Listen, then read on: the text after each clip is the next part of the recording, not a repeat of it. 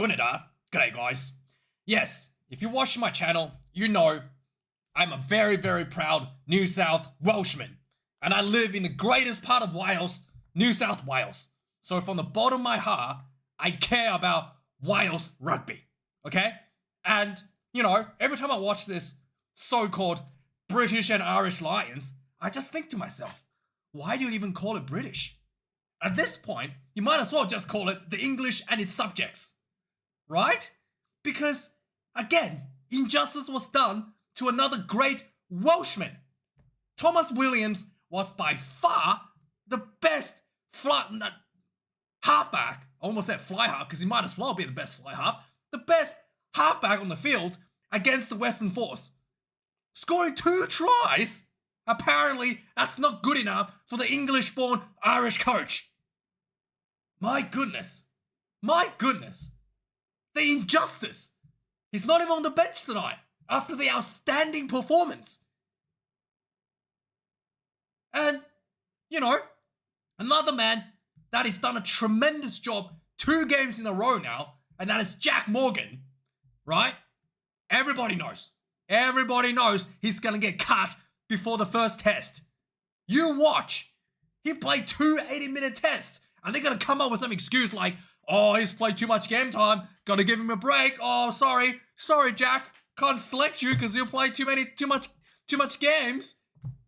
2 80-minute games, and every minute of it, he gave it 110%. Most turnovers, most effort, most carries. By far the best player out there for the British and Irish. Sorry, for the Irish and the English subjects. And at this point, right, you might as well take the red out of the jersey and just wear the white, the England jersey. Just wear the England jersey out there. Because by the second half, you have so many England players out there, you might as well call yourself England, right? You might as well be the England national team out there on the field in the second half of the match. I mean, what else is there to say, right? And if you look at the Queensland, right, the beautiful Queensland jersey, one of the best designs of the jersey designs. Fine, they actually got the color right this time, unlike the Western Force jersey. Somehow they got the wrong color. But unlike it was just a magnificent piece of art that the players were wearing. And the best part about the Reds jersey tonight is they had the Queensland flag on the back of the jersey. Something that are you not allowed to have the nation's flag printed on the back of their jerseys for the Lions tour? I mean, what, you want everybody to just succumb to the union? What? No one's allowed to wear the jersey, the flag on their jersey. What's going on here? The Queenslanders are proud and loud out there, and you know, the British and English subjects has to succumb to the you know, to be one as you know, and you know, not allowed to show any national pride for themselves, right? God, just unbelievable stuff. You know, in addition, maybe that's why you lost the scrums, right? You have a bunch of players who don't really like each other. How do you lose scrums against the Reds and against the Force as well? I mean, the Reds is not a weak scrum, but definitely shouldn't be losing to the national level, test level players, right? The Reds are a great pickup tonight. Aiden Ross, outstanding player. Picked up for the Reds, just signed, so really good. You look forward to for him to play in the Super Rugby next season. But still, how do you lose? And the amount of scrums that was lost tonight was not like the Western Force ones, where it's like 50-50. You know, the referee didn't give any penalties. It was just like they had a bit more dominance. But the Lions actually lost scrum penalties to the Reds, and the line on as well. The more. I don't know what's going on with the referee, James Stolman. He's actually done a pretty good job tonight, to be honest. But I just thought how many times the Lions got the more set up, and it's just like completely stopped moving for like what seems to be 5 minutes, and the referee just like, yep, not gonna call it, use it, and they just leave the ball in the maul and then slowly edge forward. Surely you need to take the ball out at that point. You only have one stop, right? What's going on here? So despite the blatant leniency for the Lions more, they're still getting held up like what, twice for a more? What? Do you guys even know how to play rugby at this point? I mean, goodness, that is bad. I mean, does Andy Farrell even have a scrum coach or a forwards coach at this point. What is going on? I saw Johnny Sexton in the coaching booth. Is he coaching the forwards? What is going on here, right? And then for the Reds, I thought was just, again, outstanding effort. No milking penalty goals. I'm so happy to see that, for the whole season, the Reds worked towards this game plan, and they built for about 30 minutes. I thought the Reds was going to upset the Lions.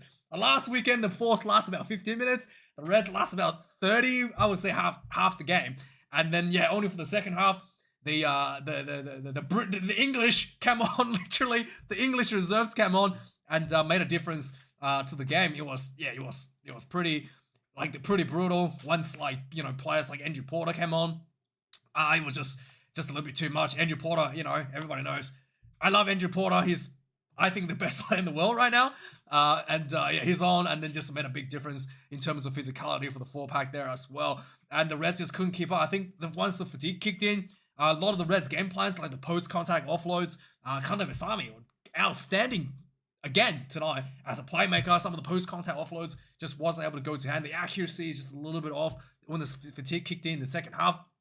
Again, it's just something that, when you're playing at this level, it's going to happen. But I'm really, really, really proud of the efforts of the Queenslanders tonight. And it's despite the overwhelming odds.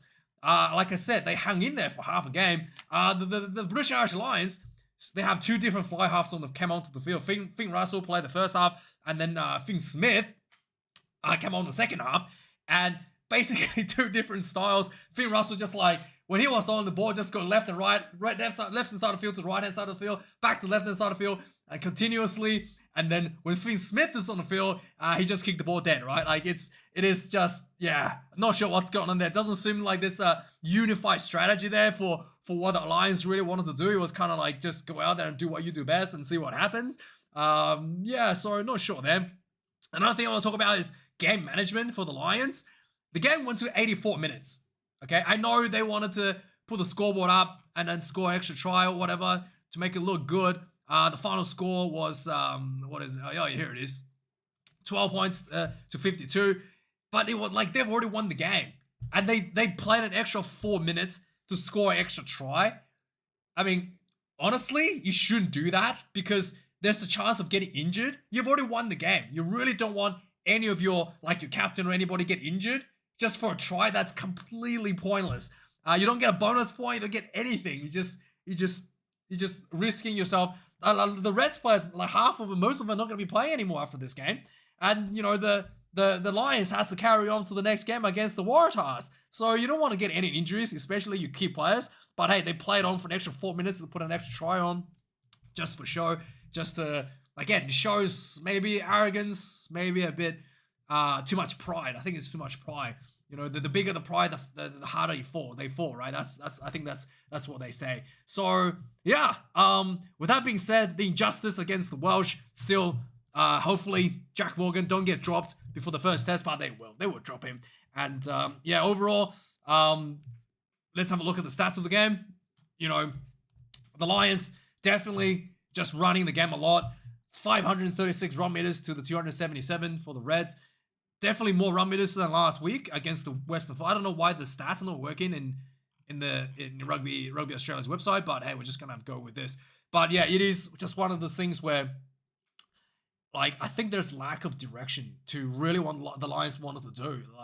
There's literally in the first half, even the commentators were pointing out no one was running straight. Everybody was just running wide. And then the second half when Finn Smith came on, he just started kicking the ball away. So yeah, just again, anyway, so 277 run meters for the Reds, 536 for the Lions. Possession, 49% for the Reds, 51 for the Lions. Zoom in to say territory, 49 for the Reds, 51 for the Lions. Clean breaks, 5 for the Reds, 9 for the Lions. Defenders beaten, surprisingly. The Reds has more defenders beaten at 26 to the Lions 18. Like I said, the post-contact, the quick offloads really worked for the Reds, but it just wasn't clean, it wasn't polished enough to get through the tries. Again, the Lions defense, just like last week, was outstanding. The players are all really fit, just world-class players. But again, they're just not connecting with each other as to what they wanted to do. And it comes down to a few individuals to really break up the game. And there's not really a cohesive effort towards towards like a common strategy out there for the Lions. Turnovers conceded 13 against the Reds, 17 against the Lions. So again, the Lions conceded more turnovers against the Reds. Oh my goodness. And like Fraser McGrice, not even playing half the Reds 4-pack that are great at turning over the ball, are not even here tonight. So just outstanding effort by the Reds. And again, the Lions lacking a bit of commitment around the breakdowns. Tackles made it 141 and 151. So what is it? Tackles made / attempted. So 141 tackles made out of 159 tackles attempted. So about 18 missed tackles for the Reds. Really, really good stats there for the completion rate against the international test player team. 169 tackles made out of 195. So that's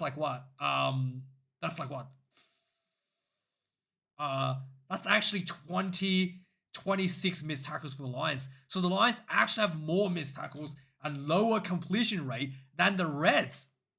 Yeah, so that's very surprising to me there as well. And finally, the Reds conceded 12 penalties against the Lions 9. And that's all the stats we have. I couldn't really find anything else, despite that they say this was from the BBC. I looked at the BBC website, couldn't find any more stats on it. Is there somewhere I can click that shows some more stats? Nope. So, that's all I can find, unfortunately, guys. The stat page is not working for Rugby Australia, the one I normally use. And, it is what it is. Let's go through some of the recap of the game. Like I said, I thought this game, the Reds was fully in it for about 20 minutes. I really was a little bit surprised that the Lions was really able to power through in the second half, like they did pretty much exactly the same way like they did against the Western Force. Again, I think it's because of the fatigue. It's because of just the quality of the bench for the Reds coming on, just not quite there. But it's very obvious to me that the Reds had a game plan, had some strategies they wanted to work on, but the accuracy is just not there. Whereas the Lions are kind of just like, let's just go for it and see what happens sort of thing. Not really have a consolidated game plan out there. So it took about 7 minutes for the Reds to score the first try. Just lots of 4-pack dominance, lots of pounding through. Missed tackles everywhere. You can already tell this was 7 minutes. It was missed tackles everywhere from the Lions. Lots of nice offloads. And then eventually, Tumunga Allen picks and go, crashes through for the try. 7 points to 0. 11 minutes into the game, the Lions had a maul, and it was held up. Bundy Aki got the ball, and that's already really surprising to me. Why is it sometimes they do get the backs to push the maul, but the hooker should be the one that gets the ball. Bundy Aki got the ball somehow, and then he got held up over the try line. There was a scrum penalty already against the Lions for pulling the scrum down. 17 minutes, the first scrum already going well for the Reds. 19 minutes again, there was a penalty against the Reds. Went for another maul. The maul was collapsed, and then the ball quick hands out wide to Tommy Freeman, who went in for the first try. Englishman for the first try. 7 points to 7. 25 minutes into the game, the Reds again showing a little bit of a game plan, a little bit of something that they probably planned ahead. A little bit of grubber kick behind from Kalani Thomas from the rock, and then what's his name? Josh Fluke ran in, got the clean bounce, try time. 12 points to 7. The Reds move ahead. 28 minutes of the game, there was repeated penalty against the Reds in front of the goal line. The Lions tap and go, and then they got pretty close to try line, and eventually Andrew, the big man Porter, picks up the ball, drives over with the biggest legs in the world, in the world of rugby. 14 points to 12. The Lions takes the lead. Just before halftime, 35 minutes, short on scrum penalty to the Lions. Tap and go. Again, really quick short hands to Van der Merwe out on the bench, on the wing, dunks the ball into the corner. It looked like there was 2 forward passes leading to this, but hey, who am I to judge, right? Halftime score, 12 points to 21 to the Lions. Second half, Gibson Park, again, showing just individual efforts. Lots really quick at the breakdowns. There was one where he just picked and go and got past the defender, gets the offload in field to Maori Toji, follows through, bounced to the try. 12 points to 28 for the Lions. 55 minutes in the game, again, the reserves started coming on. The Lions pounding some pressure inside the Reds 22. The best player on the field tonight, Jack Morgan, ran a nice angle, gets the short ball, punches through the defense for the try. 12 points to 35. 59 minutes, again, lots of pounding from the British and Irish Lions.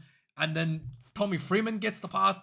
He runs into the defender, spuns, goes over for the try. 12 points to 42. And then I think maybe 12 points to 40, maybe. Anyway, 63 minutes again. James Daly got a stinger and he was down. Oh my God, I'm hurt. 65 minutes of the game. The Lions with Tommy Freeman on the field, you can clearly see a bit more kicking game. So there was basically there was a kick behind, a high ball behind to the junkyard dog, Tim Ryan. He tried to do a chip over the top, and then Hugh Jones jumped up, caught the ball in the air, intercept, ran the other way, about 40-50 meters for the try, 12 points to 47. And then and then after this, the Reds really tried to push this game a little bit more. Just inaccuracies. Anderson had a couple of opportunities to score, kicking the ball out on the full. Not really happy there. But, you know, still the Reds try their best to swing for the fences, to get more tries on the ball. And then the Lions, with their pride on the line, kept on pushing for a final try. The clock went red, 80 minutes already up. Repeated penalties against the Reds. The Lions just repeated go for the line out, and then more penalties, and then went for the scrum, and then the ball came out from the scrum, long ball out wide to Gary Ringrose on the wing, who just came onto the field, walked in for the try. 52 points to 12, the final score. And so let me know your thoughts on the game. I think that there's injustice against the Welsh, and I really, really hope that there's at least one Welsh player for the starting test match against the Wallabies when it comes to time. So yeah, let me know your thoughts. Thanks for watching. Like, comment, subscribe. I'll see you guys for the news tomorrow. Cheers.